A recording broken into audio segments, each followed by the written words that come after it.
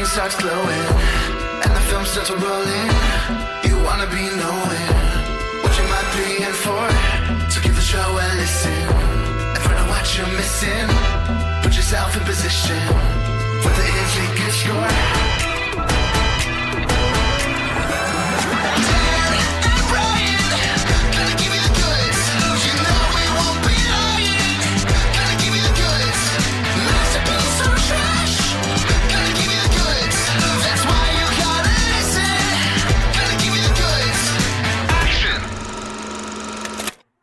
Hi, everyone, and welcome to The Goods, a film podcast. This is Brian, and Dan, I think, is out there in the ether.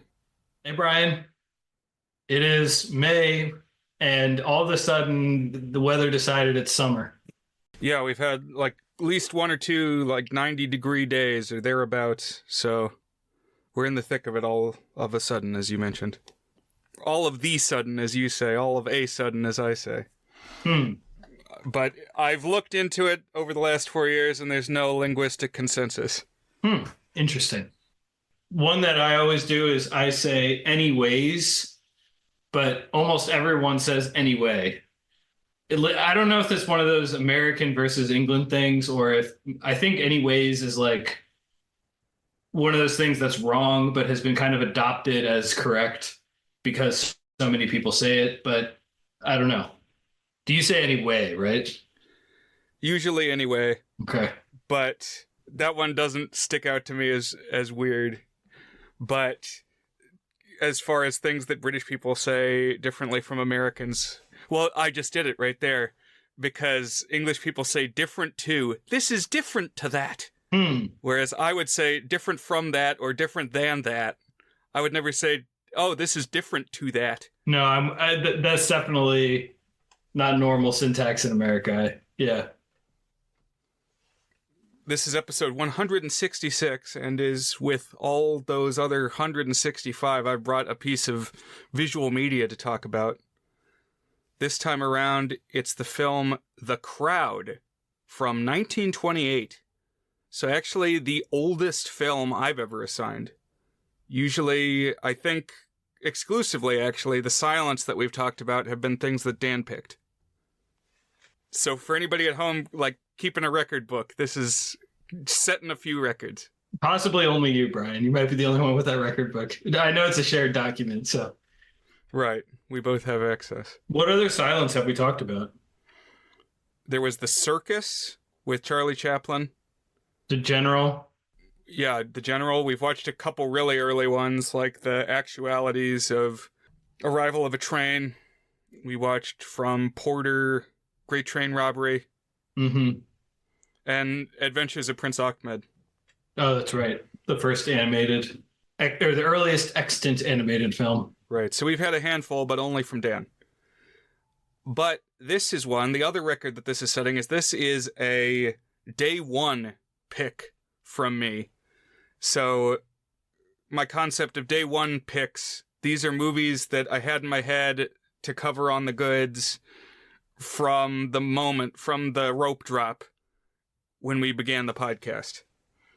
Because I'll remind people that, and when I say remind people, I think we maybe mentioned it once in the first episode. So, that this concept, the goods, was initially going to be a column by Brian of movies that you thought were good or interesting, but hadn't quite made your top 100. Exactly. And so are all of these ones that you would put in that boat, your day one picks? Essentially, yes. So how it broke down is that when I did my 100 film favorites reviews in 2013, I wrote them over the summer into the fall. And as I was going through the process, I was thinking of movies that I had forgotten for the list.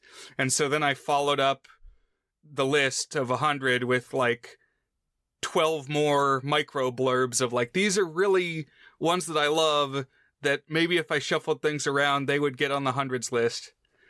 And then after that, I thought of a few more movies where I thought this wouldn't fit in my top 100 for sure, but I still want to talk about it and I want to write about it. And so the earliest cache of those titles included The Prince of Egypt, the Lego Movie, Sour Grapes from Larry David, and Return of the Living Dead, which is the only one of that very, very proto-batch which has gotten an episode so far. Then, before we officially started the podcast, so early in, like, the pandemic, early 2020, my Facebook friend shared this template of post 10 movies that influenced you. And so for that, I thought, well, okay, I'm going to highlight 10 that I haven't written anything about before.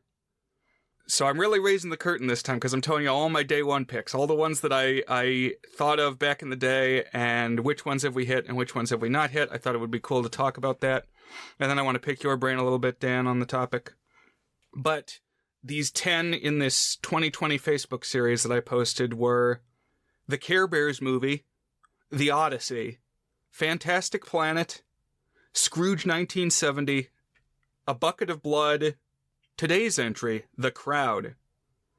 And then the 4 that I included that have not gotten episodes yet are The Dark Crystal from Jim Henson, Amadeus, which we've definitely paid lip service to, Jack the Giant Killer, which I said some of what I wanted to say when we got a Ray Harryhausen episode with Wrath of the Titans, or Clash of the Titans. Wrath of the Titans was the sequel that had Liam Neeson.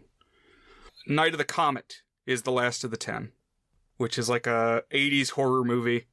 That's interesting. I've only seen out of those 4 Amadeus. Yeah, I think all of these will furnish quality discussion. I've tried to sprinkle them out over the 4 years that we've been doing the podcast. But as I said, this one, The Crowd, has been on my mind a long time. We actually watched it for a film class when I was an undergrad in college. So probably 2010 or 2011, I watched this for a class. So, Dan, do you have any day one picks you would mind sharing? You don't have to drop the curtain as I have. You can disclose at your prerogative. Yeah, I have a few. I have a document from early December 2020. For context, we started the pod in September 2020. So this was about 3 months after we started the pod, where I wrote down all of my ideas for movies we could watch. So these aren't necessarily like day one. I know a couple of these were day one, but these are all from like early in ones that I wanted to hit. And we have hit some of the ones on this list. Like we hit Godzilla from 1954. We watched Train Spotting, which I knew I wanted to talk about because not a fan. We talked about That Thing You Do. We talked about Snow Day, the 2000 movie. And there's a couple other movies that I've seen that I want to revisit, some of which I've kind of separately revisited and written reviews about, but like Little Miss Sunshine, Adventureland, movies that when we had started the pod, I hadn't seen really since they came out and wanted to revisit. Enchanted with Amy Adams, I definitely want to hit at some point, but the list that I have is actually like over 100 movies long. And so I'm not going to read through every single one, but I will say that there's like 3 or 4 ones that were kind of core, like, oh, we definitely need to talk about them. And I've come close to picking them a couple times and haven't actually pulled the trigger. One of them is the 2010 adaptation of Where the Wild Things Are. Have you ever seen that one, Brian? Haven't seen that. Spike Jonze. Another one is the documentary about Woodstock, which I think there's a couple cuts of, but like there's like a 4-hour one that's pretty famous at this point. Edward Scissorhands. Now we have hit some Tim Burton, so I don't think I need to rush to pick that one. And then one that I'm going to pick this afternoon, which is the one that I'm going to pick is our next episode, which is, so I'll save that till we get to the end. But it's a movie that I have not seen in many, many years that I know I brought up on the pod before. I was like thinking about picking, but didn't actually pick. But it'll be interesting to revisit. So we'll see what that is here in a bit. Well, that's exciting. I'm looking forward to it. Good hook for an episode selection.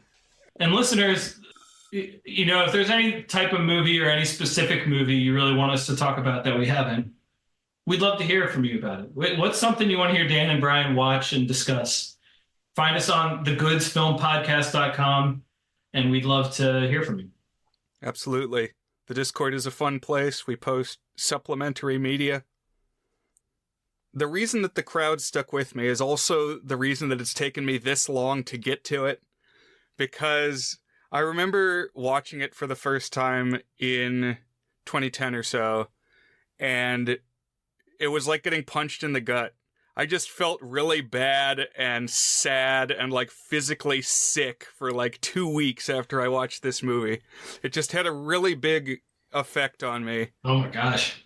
And watching it again now, it didn't bother me as much, but I'm going to talk about why I think I've rounded out a little bit. Okay. But I'll just say up front that kind of the moral of this story, at least what I took away the first time I watched it, is that individuality is impossible. It's just an illusion. No individual is distinct. We're all essentially the same, and no one is special. And why would a storyteller even zoom in on an anthill to tell a story about a single ant? It's just like a pointless endeavor. And Hollywood happy endings only exist to pacify the indistinguishable masses. That's interesting. There's definitely elements of that in this. My take overall is a little more ambivalent. We'll get to, but it's an evocative film for sure. You're gonna feel feelings watching this movie, right? Because, well, a lot of things to say that we will be saying in this episode, but it's like, on the one hand, it's a really grounded, realistic story. On the other hand, it's a melodrama. And on the third hand, it's like a German expressionist experimental effects film. Mm-hmm. Mm-hmm. So kind of a cynical comedy, too, at times. Especially the intertitles have like a eye-roll irony about them. It's really interesting. So I was glad to assign it as my oldest film so far. This film tells the story of the Sims family. The protagonist is John Sims, and this character was born on the 4th of July, 1900. So sometimes you'll hear the 20th century referred to as the American century, because that's really when the United States rose to eminence. Contributing factors, I mean, Europe was ravaged by 2 world wars, and America definitely came out like the banker and benefactor and not too battered or bruised for its participation. And of course, we've got such industrial production, and it was just a boom time for the country. Lots of babies being born, lots of immigrants coming to the country, and it was a happening place. So I think it's no mistake that we've got this guy born 4th of July at the start of this century. Although it's interesting because the movie is from 1928, so there's like a lot of what you just described had not yet happened. That's a good point. Of course, World War I had happened, and it's a really interesting moment for this film to come out, because it is like prescient, I think, about the Great Depression, and yet we weren't there yet. Like, Black Friday or whatever was still a year away in 1928. I completely agree. I was like, oh, this feels like a Great Depression film, but it's not. It's like a Roaring '20s film, you know? Right. You brought up World War I. I want to talk about the director a little bit. So we haven't said his name yet. So is it King Vidor? Is that how you say it? Is that how you pronounce it? That was how my teacher said it. Could it be Vidor? Perhaps. But King Vidor was what my teacher said. So I did a little reading on this guy. Oh, it just occurs to me, I have Andrew Sarris's book on American directors. I should have read the chapter on Vidor before I came here. But he made movies for MGM, and he got lucky, or maybe not lucky, but he found himself in a good place because he had a really, really big hit early in his career. And that was The Big Parade, which is a World War One movie. And that one came out in 1925, 3 years before The Crowd. And apparently it was MGM business policy that, like, basically once you had a monster hit, they wanted to keep you on board, assuming that you had Midas touch and at some point something else would make big bucks again. And so they would also like do a one for me, one for you type situation where they would basically let you make something that you wanted to make for a lower budget. And so this was like a one for me for King Vidor, this being The Crowd after The Big Parade. And Brian, I think you brought up The Big Parade. Is that what it's called? The Big Parade? Yeah. On a previous episode. And I also caught up with it this week. Right. We watched this one probably for the same class as well. And The Big Parade, we watched it paired, The Big Parade and a French movie called J'accuse, also about World War One, to kind of juxtapose the American and European style. J'accuse was like really bleak and kind of, I don't know, emo. Very like artistic, maybe impressionistic is the word. There was like a lot of kind of surreal imagery. Yeah, it's Abel Gaunt's film. I think Gantz or Gaunt's. I think you say Gaunt's because he's French. Not that I know anything about the French language. I'm sure Gavin can correct us on our pronunciation. But that was one of his three big silent epics. And he was kind of in the, I think kind of with your impressionist descriptor, he was like viewed himself as a neo-romantic, like the romantic era of literature and art. And you see that a little more in his later movies. I'm actually not quite finished with, but I've been watching in chunks his 7-hour melodrama, La Rue, The Wheel. And I'm going to write about it for my website. Just so happened to be doing that before this episode came up. But yeah, I haven't seen J'accuse though. But did you find it interesting at least? I did. There's like this sea of the dead that rise to confront people with the reality of the war. But Big Parade was kind of more heroic, you know, like American patriotic type deal. Didn't shy away from some of the gruesomeness of war. They had the balls to kill off their comic relief characters. Yeah, their Balkan Skull. Which is what led me to previously talk about the movie, because it's got Bulk and Skull in it. And literally their names are like Slim and Bull. So it is as close as you could be to Bulk and Skull and not say it. I think more movies should have a Balkan Skull. That should be like a more common archetype, like a skinny tall dude and a slightly chubby dude who are always hanging around and causing mischief and are probably secretly in love with each other. Incidentally, that caused me to read about Balkan Skull, and someone made the case that they were the most interesting characters in Power Rangers because they're the only ones that have growth over the course of the series. Like there are times later after the first season when they're just kind of the bullies and the comic relief, where they have to join with the Power Rangers and help them a couple times and stuff, and they have to like be brave and stand up for the planet too. That is interesting. And of course, they're American original characters. They don't have a Super Sentai footage counterpart. I thought the Big Parade was really interesting, though. It made me think a lot of All Quiet on the Western Front from 1930, which is an absolutely terrific film. I don't think the Big Parade is quite as good. It's also silent, and one of the things that makes All Quiet on the Western Front so good is that it was like one of the first masterpieces of sound design in war films. And it really makes you feel like you're in the war, like in a way that we kind of take for granted now with like Saving Private Ryan and such, but was really novel back in the 20s and 30s. The Big Parade doesn't have that, but it gets almost as far in the visuals, and it's kind of built around this romance, and there's more comedy in it, and it's got kind of a bittersweet ending as opposed to just the sad ending of All Quiet on the Western Front. And I thought it worked pretty well though. It's like kind of a mixed look at World War One. Yeah, I remembered it being pretty good. A buffet of film styles and stuff. No, it's All Quiet. You would think that would be the silent one, but it's not. That's the one that there's talking in it. Oh, wow. And, you know, the original German title is actually Im Westen nicht Neues, which has kind of more of a cadence to it. And it means, in the West, nothing new. So, I mean, it's a good translation, but there's just a little bit more punch to Im Westen nicht Neues. And yeah, so Vidor made Big Parade. It earned a bunch of money. And now he's got carte blanche to make like an experimental downer drama with no happy ending.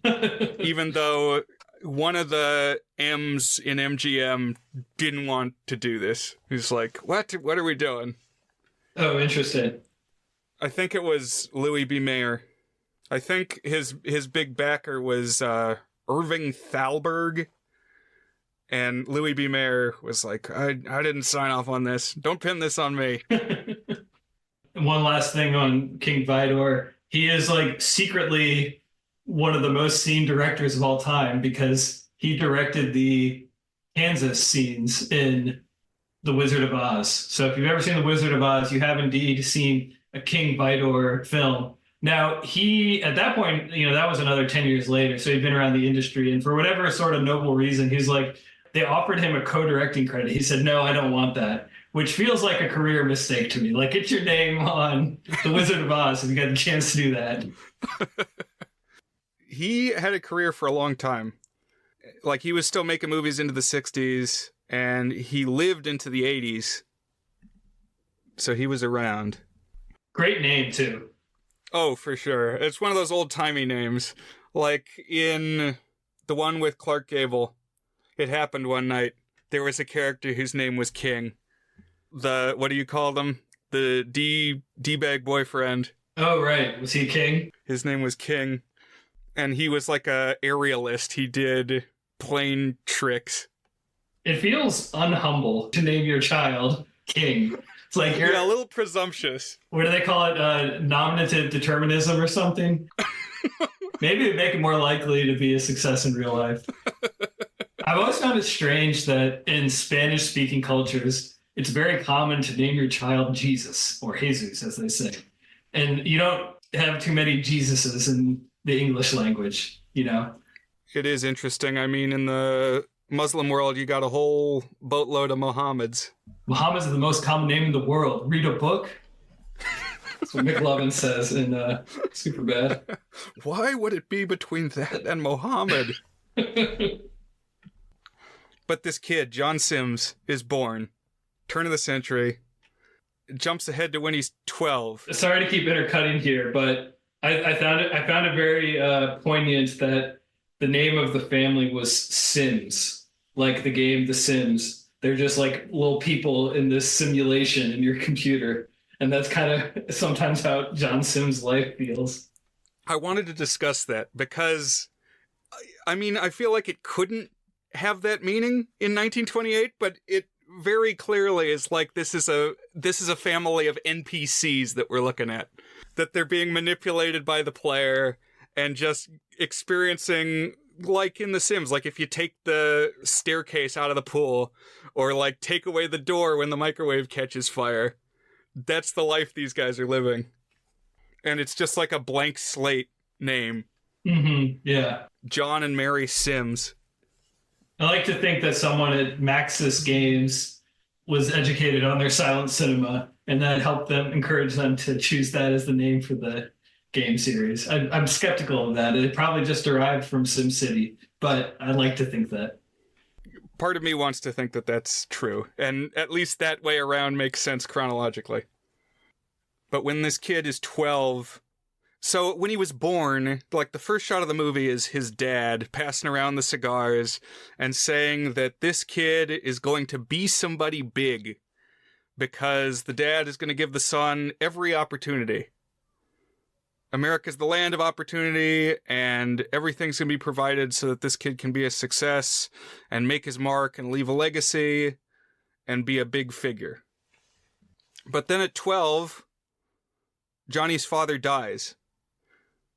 There's this shot where he's being escorted into the house to see, I guess, the dead father. And he gets brought up the staircase of his house. And suddenly it's like this Nosferatu metropolis staircase. It's like it's a standard house, but the way that this staircase is constructed is really intense, and the camera is looking down the staircase and it like narrows down to infinity down at the bottom where the kid is. Some of these shots, I don't know how they came up with them, and I don't know how they did them. They're so good. These are like some of the most incredible shots I've seen in silent cinema, period, Right. And they creep up on you because, at times it's very grounded, realist drama. At other times it's a little bit more heightened melodrama. Then suddenly, boom, you'll get one of these shots where there's this cosmic structure that slaps you in the face with symbolism and it is just gonna stick with you forever. Yeah. I did think they were a little front-loaded, unfortunately. I kept waiting for more of them later in the movie, but they're really, there's a few of them that I think we'll be calling out as we go here. One more thought on his death. I thought it was interesting, and it would have been appropriate if the war had been what killed the dad. Now we wouldn't have had that shot, but time-wise, it would have approximately made sense because wasn't the war in like the first half of the 1910s? So it could have been then, but I guess not. But I mean, if it was 1912, maybe he was on the Titanic, Dan. That's true. I don't think so, though, because it seemed like they had his body at the house. Oh, yeah. It could have been that, though. So jump ahead a few more years, and John moves to New York City to make his fortune. And, like, on the craft, the conveyance that he's on, I forget if he was on a boat or a bus or what it was, but he's going to the city, and somebody on the vehicle with him says, you really need a lot of talent and luck in New York to stand out from the crowd. What do they say? If you can make it there, you can make it anywhere? Mm-hmm. There's another good title card here. I wrote it down here. When John was 21, he became one of the 7 million that believe New York depends on them, which is just a good little bit of dark humor in there. There's a lot of that. And this first shot of the city was cool because there's like a glass window or something that's partway open and the camera's looking at it and it looks like it's a composite shot of like cars driving over the people, and then somebody like tilts the window and you see that, oh, it's a reflection of the cars but being like cast over the people. So, interesting composition, maybe some foreshadowing. That was another cool one. There's another one around this that kind of blew my mind because it looks like we're looking at the front of a building, like a skyscraper, and it pans up. And then, like, the windows, they just become this grid, and, like, they almost encroach in from the outside. And I didn't quite, it was almost abstract. I was like, what are we actually looking at? I mean, thematically, of course, Vidor is wanting to drown us in the modernity and the structure and the hyper rigidity of modern society, but it was just very visually interesting. Yeah, I think this has got to be the most famous string of shots in the film, and it's got to involve miniatures somehow, because, I mean, you couldn't do it as like a drone shot or something, so this has got to be like a small building that they were manipulating the camera around. But it's really, really cool. Because, yeah, you fly up the side of the building and then you fly in the window. So John Sims' passion, his hobby, is writing advertising slogans and advertising copy. And I guess if he could have any job, he would be like a madman guy, like an ad exec or something. But involved in the creative side of that. Though the job that he ends up taking is as an accountant. He like works at an accounting firm. And the way this is represented is he's at a sea of desks. So when we fly in through this window, there's just an impossibly large chamber of identical desks all in this huge checkerboard grid. Best shot in the movie. This was so cool. I was just fascinated by this, and definitely like hyper real, or no, but that's not, I don't know what the right word is, but like stretching the edges of reality. Like it captures the feeling of being in an office like this more so than any office would ever actually be this dauntingly large and pro forma with each of the desks exactly the same, all the same looking people doing the same things. But it really conveys the feeling of being stuck in an office like this. Yeah, and I've seen films since this that are, I would think, influenced by it. Oh yeah, like aping it. Like Greatest Showman starts out like this, but also there was that Pixar short with the paper airplanes. I think it was called Paper Man, where he works in an office that looks like this. And watching it this time, I had kind of assumed that the way they did this was like copying and pasting somehow, like a kaleidoscope, like multiplying the space. But then there's a moment where everybody gets up from the desks and all runs to one side of the room, and it's like, well, they must have really done this. Like, there must really be this many desks in this, like, huge warehouse space. I know Billy Wilder was really influenced by this. I think when we talked about The Apartment, I think there's a scene that has a similar type thing. Oh, yeah. That's probably the first time I brought this movie up on the podcast, because I know I've name-dropped it a couple times. So all of this symbolism to show that John is a cog in the machine. He's faceless among the throngs. Also, to me, it kind of foreshadows, like, modern times with Charlie Chaplin, but that wouldn't come until 1936. So this is definitely, like, this is early. This is doing a lot of stuff, hitting the ground running fresh. Yeah, but it is. 1927 and 1928 were the last 2 years before The Jazz Singer. And among silent enthusiasts, you'll often see them cited as the two greatest years in cinema history. They're like, just as silent cinema became really mature and was like taking huge artistic strides. And then in came the wrecking ball that was The Jazz Singer. And they had to switch to sound cinema, as brilliantly captured in Babylon, and of course Singing in the Rain too. I was thinking about Babylon recently. Like, it grossed me out, and that was kind of the point. Mm-hmm. But I think it had some valuable stuff to say. Yeah, and it captures some stuff that I think about a lot. I mean, it loves the movies a lot, so if you spend a lot of time thinking about the movies, you're probably going to like it more. I gave it a 6 at the time, and I kind of feel like if I watched it again, I'd be inclined to give it a 7 on our Is It Good scale. Back in this office with the endless desks, everybody gets up and takes a bathroom break, and this was the first scene that socked me in the stomach, because Sims is washing his hands, and like every person in the office comes up behind him, and yeah, I guess maybe this is comedy, but they say, "Washing up, Sims? Oh, getting them clean, Sims?" And they're like a assembly line. It's like each person goes by and makes some stupid observation about washing the hands. Just driving home that, like, every stimulus is gonna warrant the same response from any interchangeable cog of this human machine. Just stimulus A receives answer B. Yeah, and like it's a machine that fits together. It really is, yeah. Yeah, like dialogue is a mathematical function. Solve for X. There is a flip side to that thematically, though. And I think maybe this is what we can kind of interrogate as we get towards the conclusion of this. And that is, if everybody is doing the same thing, but we're zoomed in on one person and we see like how much life this one person has, it doesn't necessarily mean that there's no life and there's no value, no individuality, but it means it's almost like a balancing act, because then each one of those people who we only see them through the same like turnkey interactions also probably has their own same individuality, their own same struggles that they're going through, ups and downs and all that.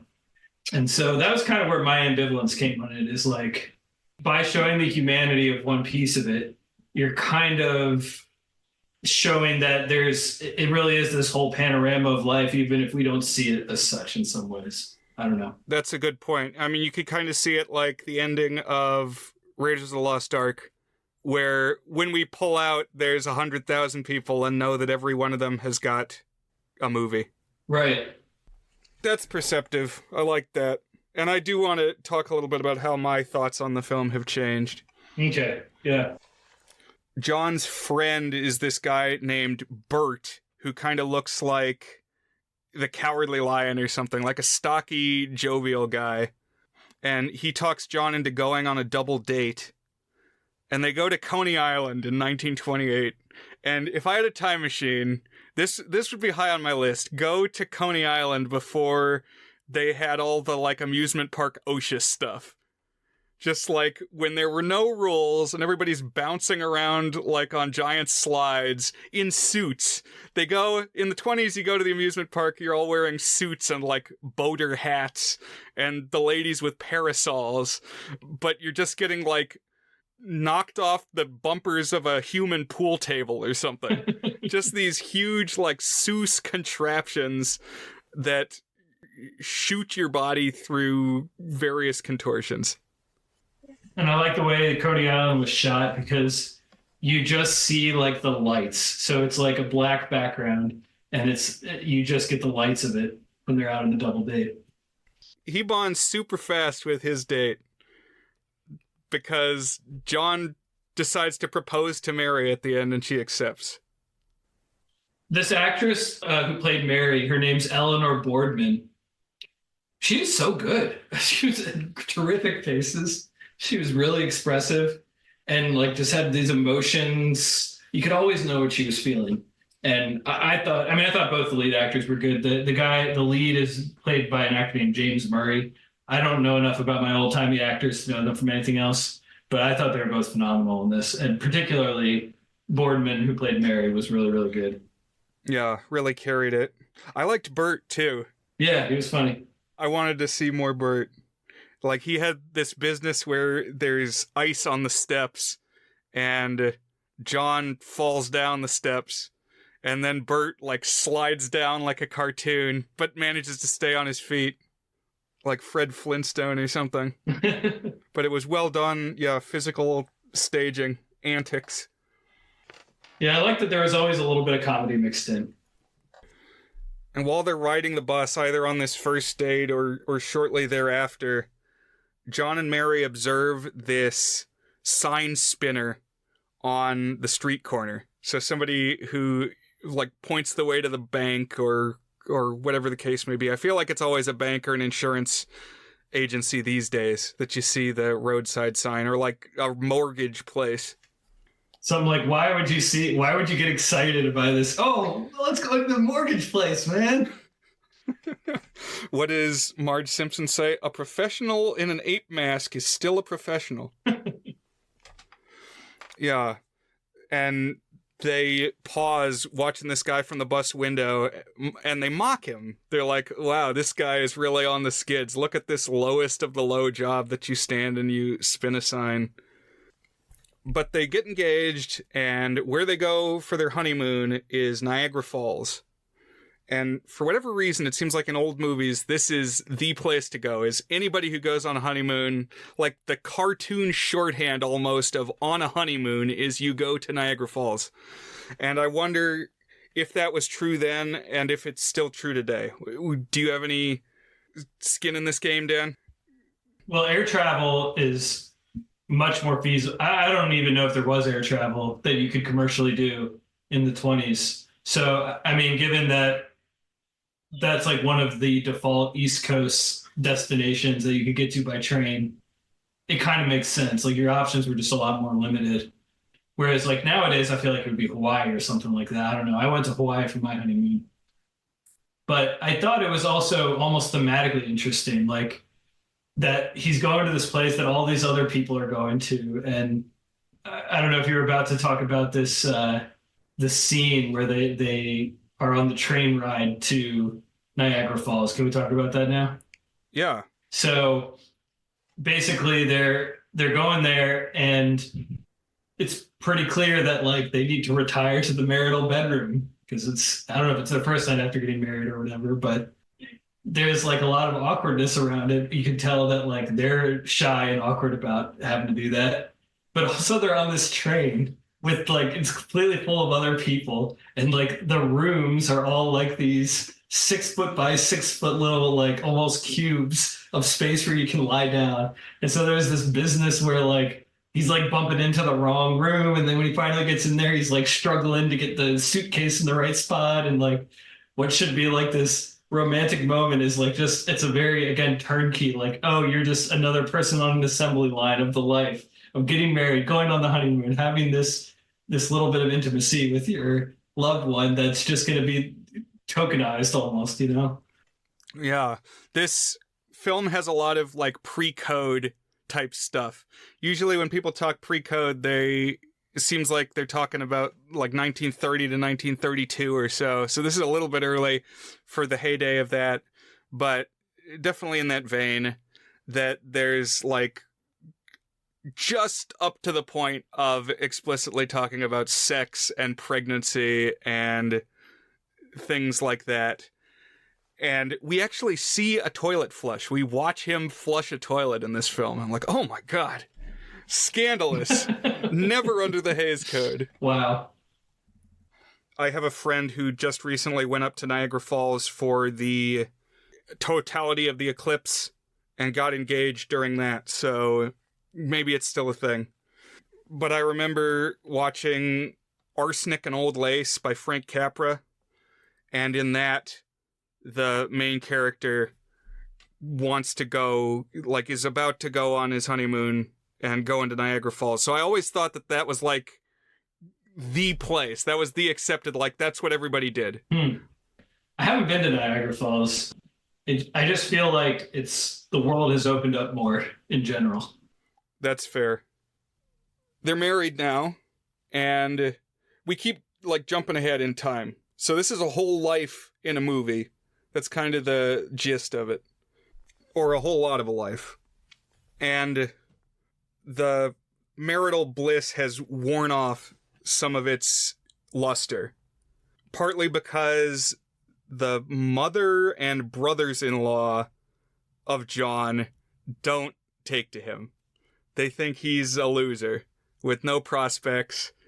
And the brothers of the wife are like goons.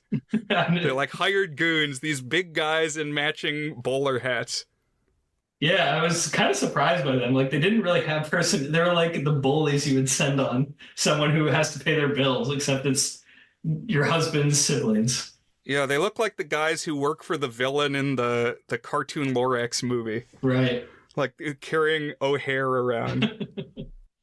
I also like, as part of symbolic of their marital bliss wearing off, is this house they move into is a really interesting little house that's got like, the bed folds down and like the cabinet turns to open all the things. And like when they first move in, they're excited about all of it. And it's all slick and working well. And then 2 scenes later, the bed doesn't close all the way and stuff. And you just see things like very slowly rusting, you know, very slowly going wrong. Oh, the cabinet keeps bonking her in the shoulder and stuff. And I thought that was pretty interesting and well done too. Made me think of, on Community, there's discussion about Murphy beds. And Abed said he wanted one for shenanigans, but the cost to shenanigans ratio was too high. And somebody says it always is. You empathize with that? Man, there were a lot of good lines in that show. Someday I'll have to rewatch Community. Yeah, great show. And while they're having their troubles, John sneaks away to hang out with Bert. And actually, the wife, so there's like a Christmas party or something, and the wife's family is over, and she says, "Oh, we're out of alcohol. Go see if Bert has some alcohol." And like, this was 1928. Prohibition was still going on, Dan. And just here in this movie, they're like, okay, well, we need alcohol for Christmas, so go get some alcohol. That's interesting. Yeah, it would be like pot nowadays. Like, it would be a little off-putting to see this family where like, oh, you need to go get some edibles from the neighbor. Yeah, it's pretty edgy. One thing from this Christmas dinner that they're hosting, I do like the trope of like, oh, you're inviting the family over, you got to look your best, and of course it never goes right. But there's this thing that made me laugh really hard here, where the wife tells her family, "Oh, my husband John, he's got this cool new trick he does, and his trick is he breaks his arm, but it's not even really he just kind of twists his arm and does like a little goofy pose with his arm, and that's all it is. And it does this cut to the father-in-law's face, and he's got the funniest look. I was laughing really hard. Well, let's see. I wrote down the line that he said. She said, "That's the trick," and he said the intertitle for the dad after he has the faces. "That's what?" And I just could hear him saying that in my head. It was making me laugh. Yeah, it reminded me of in high school, Jamie Johnston he was double jointed and he could flip his elbows backwards. Did you ever witness that? That does ring a bell. It's been a while. That was a good trick. This is more mediocre than that, what we see in the movie. Yeah. Then we get a title that says 5 years pass, a second child, and an $8 raise. That was another good line. Oh, so before that, they had one kid. There was like in amidst their fighting, the wife revealed that she's pregnant, and he says, "Oh, I'm going to treat you differently now that I know you're with child." But this is also like a thing that's like real life. It's like people will say, "Well, we'll have a baby because the baby will help fix our relationship because we'll have to be working on this quote unquote project together. That's raising this child together." And I actually thought it felt like kind of earned that like there was nothing that was really driving them apart except just like general malaise. So when they had this new thing to look forward to, that would be what pulled them together. And I think it was really sold by the acting. Like they both really kind of made you believe. I generally think the wife was more sympathetic in general. Oh, totally. I think John was a cad, especially in this sequence where he's there. Because when he goes over and gets the booze from Bert, he's like dancing with floozies. Yeah, that's true. Yeah. And it's just so much of the ball and chain discussion. Right. And it's like, dude, you decided you wanted this after one date. So it's like, you made this bed for yourself. But yes, I did like the line about two eventful things happened to him. He had a daughter and an $8 raise. It was like another good bit of cynical humor. To be fair, I typed $8 in 1928 into like a calculator online and said that was $146 today. Wow. So you got to ask at what frequency? Like, is it per year, per month, per week? Assume a week. Yeah, one would hope it's a week. And over these 5 years, John has not climbed the ladder at his firm, even though Bert has advanced. So Mary has kind of gotten fed up because John's always talking about, well, when my ship comes in, then we'll be all set. And it's like, is it coming? When is it coming? It reminded me a little bit. Have you ever seen or read Death of a Salesman? Yes, I have, a while ago. Yeah. So I was thinking about that this watch through, where like it kind of frames early on Bert as like the doughy, dopey guy. And then actually as the years pass, he's like excelling and advancing. But there's still like the protagonist still has that perception of, oh, Bert, why are you talking about Bert? Bert's the sidekick. Yeah. And to me, another takeaway from it was like that there's almost like a fine line between being a success and being a quote unquote nobody, like getting stuck in the rut. But another thing I was thinking a lot about, and maybe this can kind of go back to some of our overarching thoughts, is like I've seen cited this study a whole bunch of times, which is basically that most people have like a baseline happiness. And if something good or something bad happens to them, they'll be happy or sad for a while, but then they return to basically what their baseline happiness was after that, you know? Right. You grow accustomed to whatever the new state of affairs is. Yeah.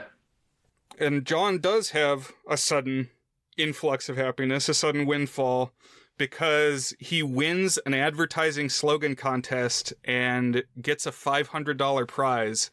So according to the calculator, that's $10,000 today. Wow. So a pretty good windfall to suddenly have. That's like winning America's Funniest Home Videos. Man, if there's one thing that the internet killed, America's Funniest Videos. I mean, I think it still stayed on the air, but it's just when you got YouTube all the time, it's like you just don't need that bastion, that part of the culture anymore. Well, especially early YouTube, which was entirely America's Funniest Home Videos. Like, oh, here's a baby that bites another baby. Here's a dog that thinks a statue is a human. Like, yeah, these are all great things, but yeah, why would we watch America's Funniest Home Videos anymore? John's got this $500, and there's a little scene of Mary, like, writing up her bills. Like, okay, $500, financially responsible. That's going to, like, clear a lot of our debts and things. And then the next shot, smash cut to John running home, and he's got his arms full of packages, presents, and, like, bikes and razor scooters, or something that looks like a razor scooter, but I guess that was just clever branding. I guess they've had scooters for a long time. And so he runs in, with these baubles up, like, 5 flights of stairs. They live on this high apartment. And then they yell out the windows of the apartment down to the street to their kids to say, hey, come see what we got. And the kids sprint across the road, and the daughter gets flattened by a 1920s car. This made me so upset. I was so angry. I almost, like, turned the movie off. This was very upsetting. This is the one moment in the film that felt like it was not just, like, organic modern life will wear you down drama. This was, like, miserableism almost. It was like, boy, we're really picking on Johnny Sims over here. Whoever the player was on this Sims game, like, took away the ladder in the pool for this guy. Yeah, he's like Job at this point. Yeah. Just see what he can take. Follow up the win with the loss of the kid. It's like monkey's paw stuff. Right. Oh, you'll get your $500, but your kid will die. That was brutal. Yeah. So definitely the first time I watched this, I was like, this is just such bleakness, such a dark movie. And the next scene, John is unable to focus in his work, which is represented by an expressionistic trick where he's got these, like, thoughts flying through his head, where there's, like, cars whizzing through his brain and, like, his kid's tombstone and, like, the numbers from the spreadsheet that he's trying to keep are all spinning through his head.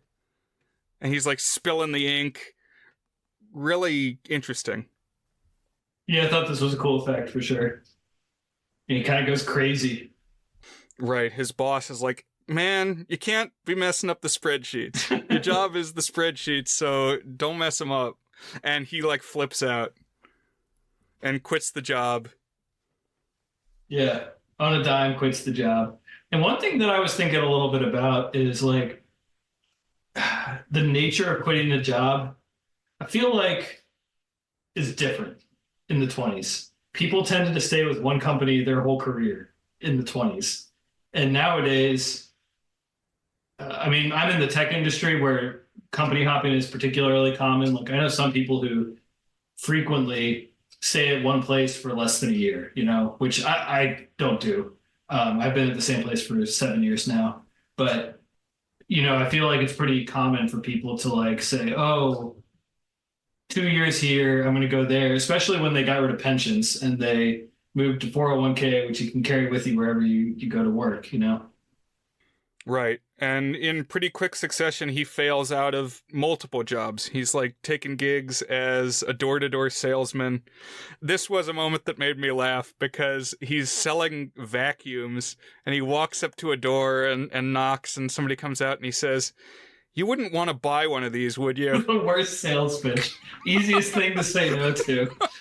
And then it was followed up with, that made me laugh because he's so bad at being a salesman. And then he goes home to his wife and he says, I don't think I want to sell more vacuums. And the wife says, oh, you sold some?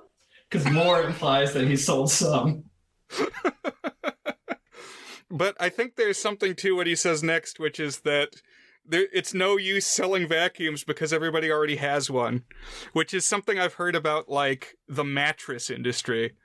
Like, you buy one mattress and then you're set, so how easy is it to try to sell mattresses to people? But the flip side of that is like when it's time for you to get a mattress, you're gonna just go to a place and you're gonna point at a mattress and get that mattress. So like it's also a very easy sales pitch to be a mattress salesman, you know? So like, what, are you not gonna buy a mattress? The people will find you. Yeah. But also, like, a different flip side is cars.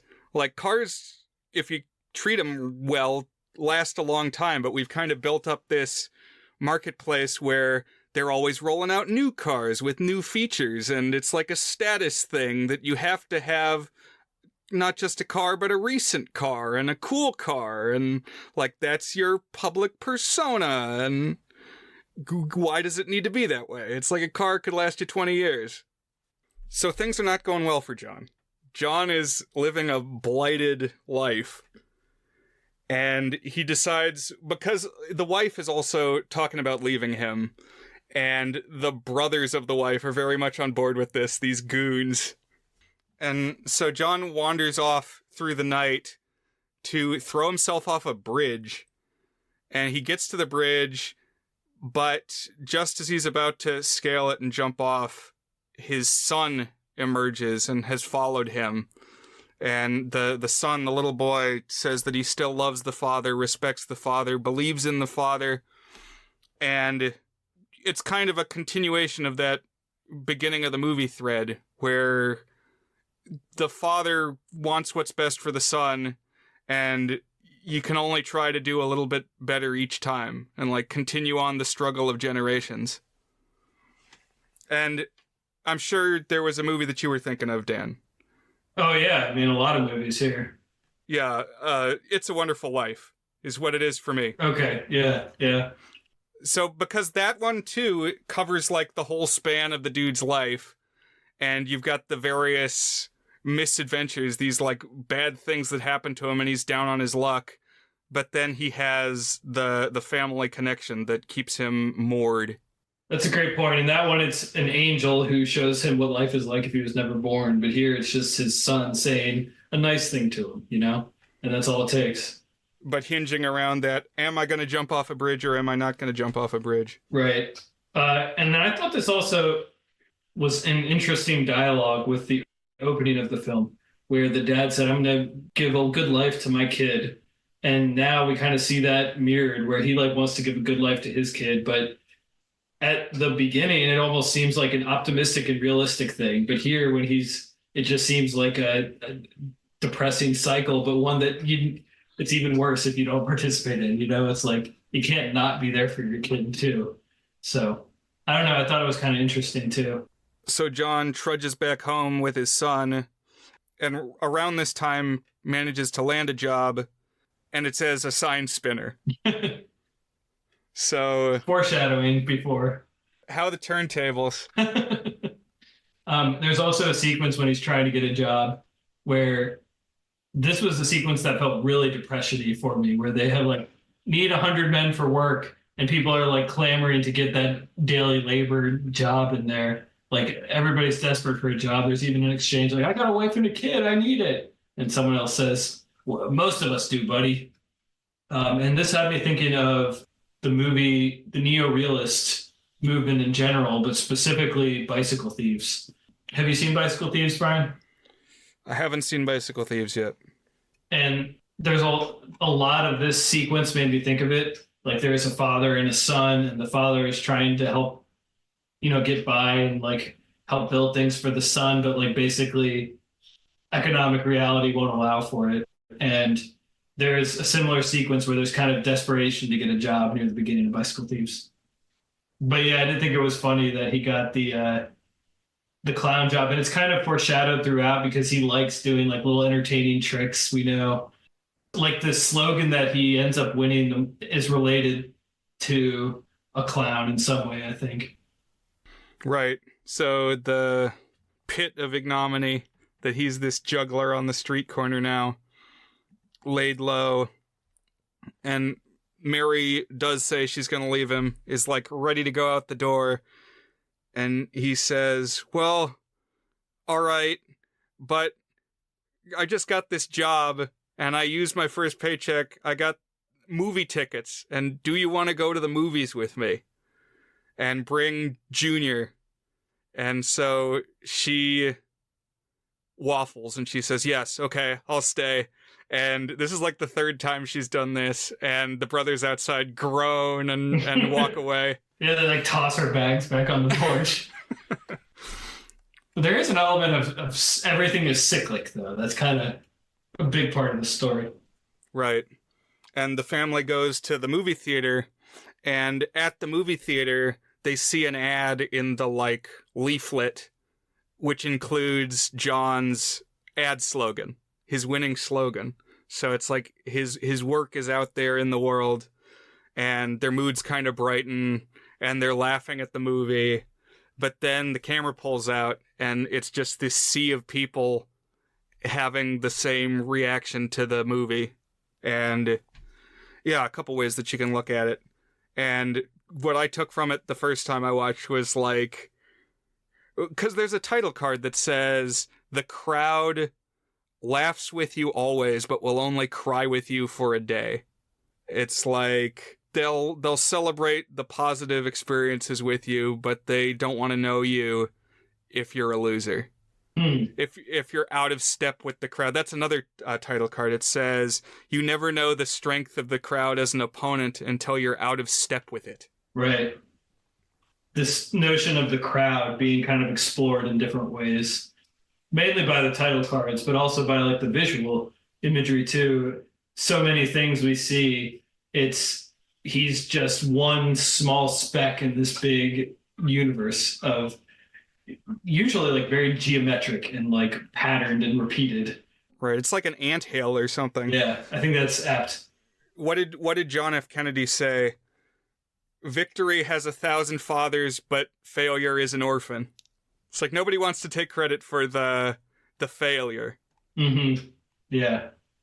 And maybe it's not the same. When my dad passed away last year, people were like really, really kind and patient with me. I mean, I think I've kind of been blessed to have people in my life who are understanding. Like here, when his daughter dies, like the cops are like, hey, stop bugging people. I know you're sad, but you can't be bugging people and trying to get them to be quiet or whatever. I think that's before the daughter's died, but when she's sick or something like that. But I never had anyone other than like genuinely kind and supportive and patient when I was going through that. But yeah, but I think there probably is something to that. I've heard that too, that it's harder to find a friend when things are hard, you know?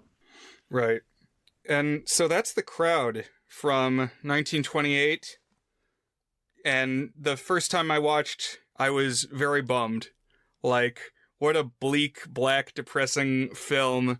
And it is still dark, but it's got humor throughout it. And my thoughts on the message have changed somewhat, because interrogating the idea of, does an individual matter? Is an individual distinct? Well, how many movies have we watched, Dan? This is 166 episodes. We've been watching movies, every single one, sometimes multiple a week, and we always have different things to say. And all the people who made all the movies had different things to say. So there really is a panoply of experiences.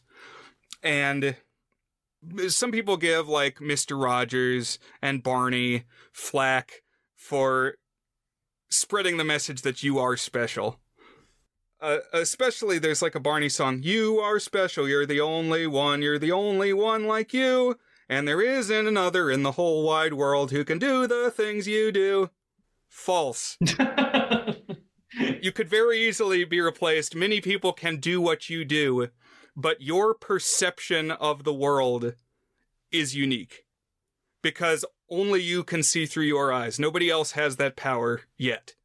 So you have the ability to use that perception as an instrument, as an implement, in a way that is unique to you. And I think another piece of it is he's just someone in the crowd, but like to his family, he is a central component of it, you know? So like they need him to be a part of the crowd, to be there for him. Now, there is some satire on the fact that like everything they do is like what everybody else does, you know. When they go to the beach as a family, the wife complains, "How come we're here?" And it just feels like we're just nothing about our life has changed, even though we're on vacation at the beach. And I thought some of that was pretty interesting and well done too. But at the same time, it's repeatedly shown that like when he flakes out, impacts his kids and impacts his wife and stuff. So like he needs to be a part of the crowd for the sake of his family too. And like that is what does make you special, is your relationships with the people around you.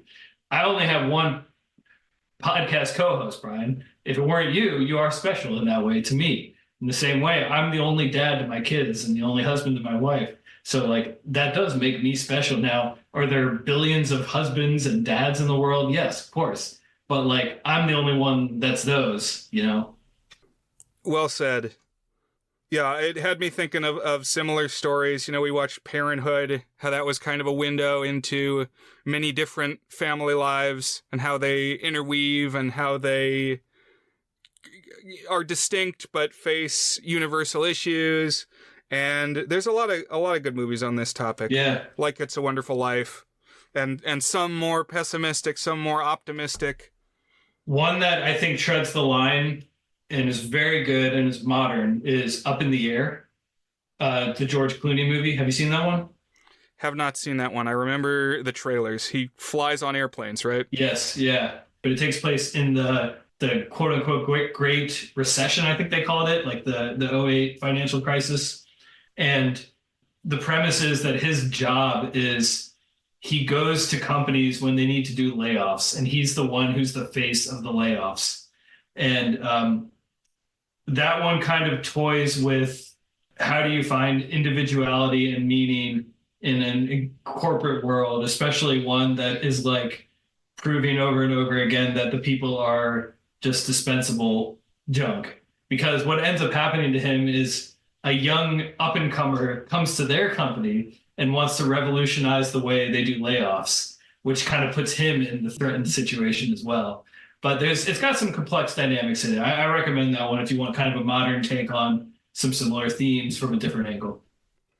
Yeah, I would definitely watch that because I guess it's not spoilers because it's the end of the episode. But I mean, this was always a memorable film to me. It was a day one pick, something that was on my mind and that I wanted to talk about at some point. But it's like I like it more than I used to. Yeah. Yeah. So I'm just about ready to rate. Did you have other points you wanted to hit? A couple of things, just some notes, some things that happened in the movie.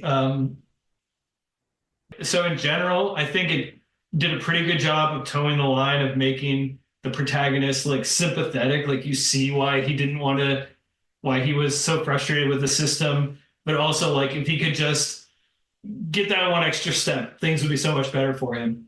But the one time where I had very little sympathy for him was when basically the brothers came in and like offered him a job. It's like, all right, fine, we'll give you a job at our company. The brothers of the wife. And he's like, no, I don't want a charity job. Like, dude, you're like at the end of the line. Like, this is being given to you on a platter. Go and take it. Who cares if the brothers are goons? You're going to have a real job. It's probably got a real paycheck.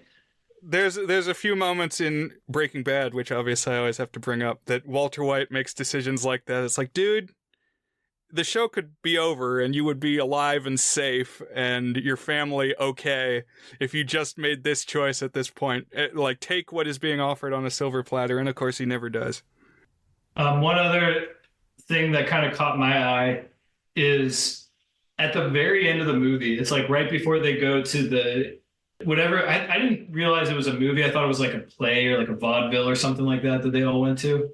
But whatever it is at the end when they're all in the seats and they're looking up, right before then, he's like dancing with his wife and they're kind of rekindling the spirit yet again. But before they start dancing, he's like, let's listen to this. And he holds up a record and there's like a 45-second shot on the record itself. And it's for this song called There's Everything Nice About You. So it's like a song I think you could actually buy it. It looked like it had like a real record label on it. And I looked it up and this song does exist. And actually the score that I listened to, I know sometimes silent movies have different scores. depending on which version you watch, but actually had this song in the background when they were dancing. So like it had actually taken the song and put it there. I don't know if it was that way on release, but it felt like product placement to me. Buy our soundtrack in the lobby. Exactly, yeah. Yeah, so shall we rate, Brian? I think we shall, Dan.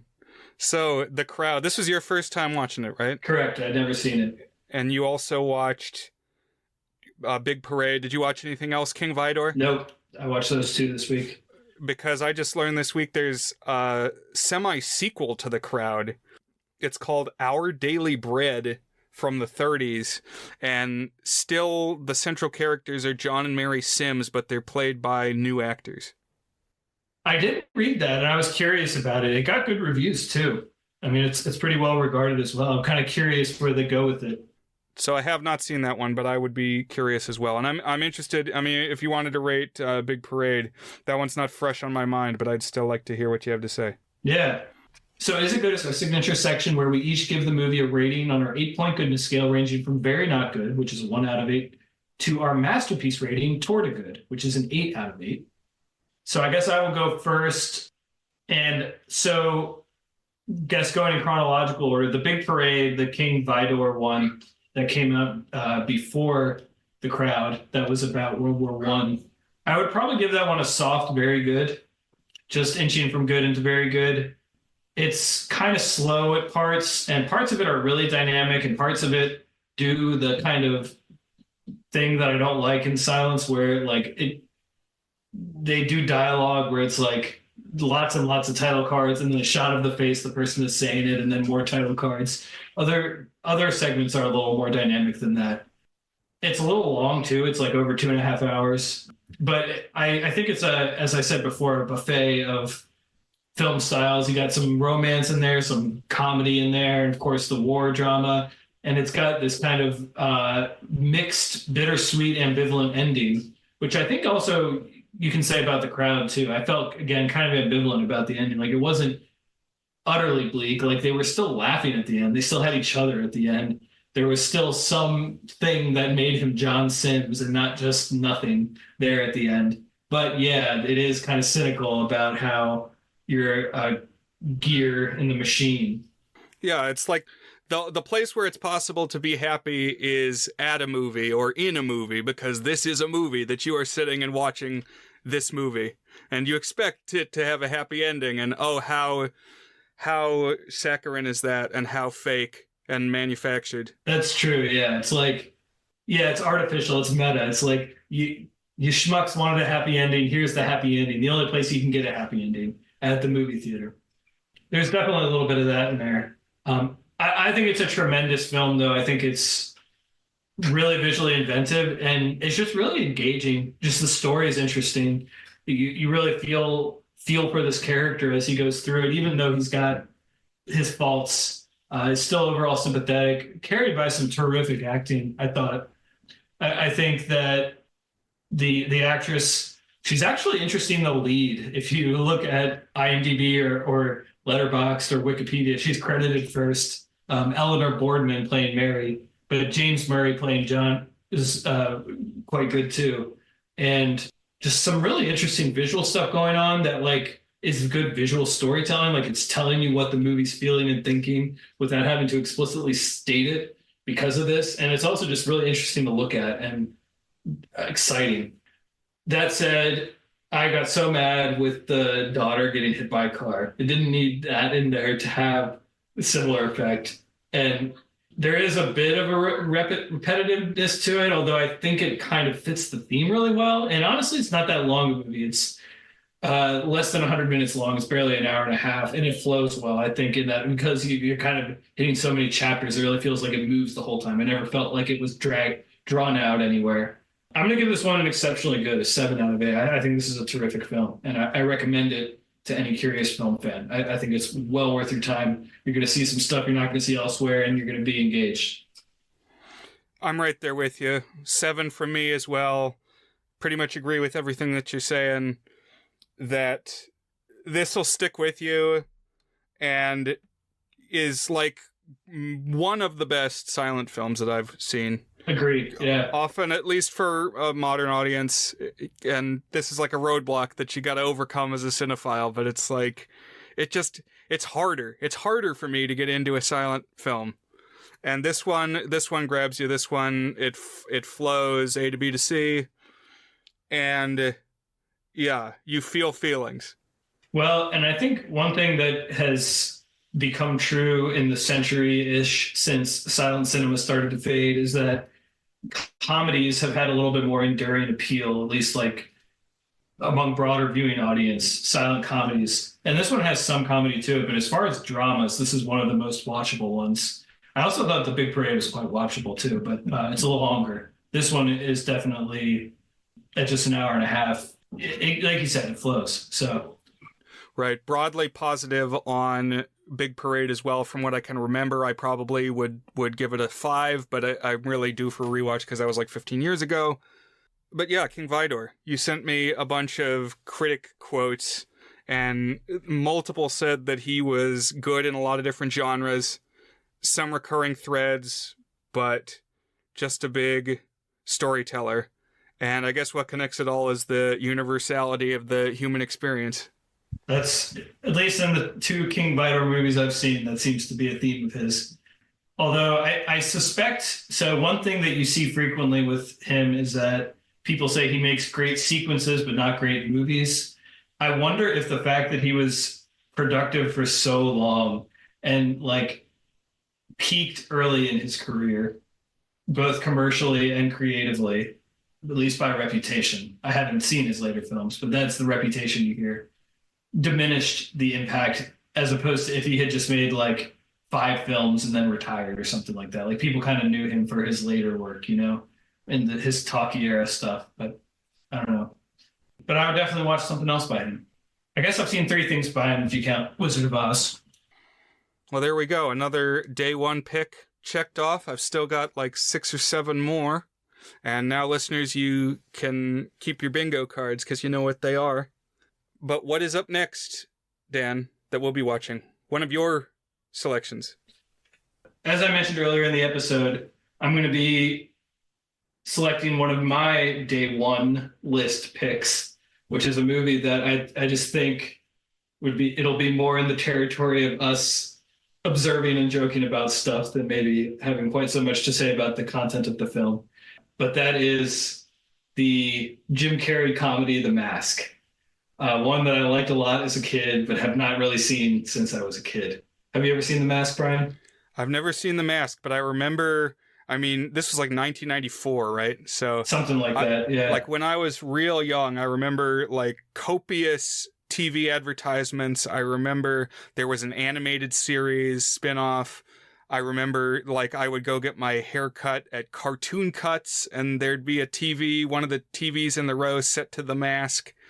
So I osmosized a little of it through cultural immersion, but never actually sat down and watched it. I know the character's name is Stanley Ipkiss. Very good for a movie you haven't seen. It's a good name, though, a good fictional name. And there's this detective character who gets to say Ipkiss a bunch of times, and it's terrific. One of those names that's just fun to say if you have the right person. Yeah, I'm excited to watch it. That's The Mask. Will we also watch Son of the Mask, Dan? I'm not gonna require you to watch it. By reputation, it's horrible. Yeah, it's supposed to be really, really bad. Maybe I'll pull it up. It could be a George of the Jungle 2 situation. Where it's like, you know, integer overflow. Like if you go bad enough, then somehow it circles back to remarkable. A nuclear Gandhi situation.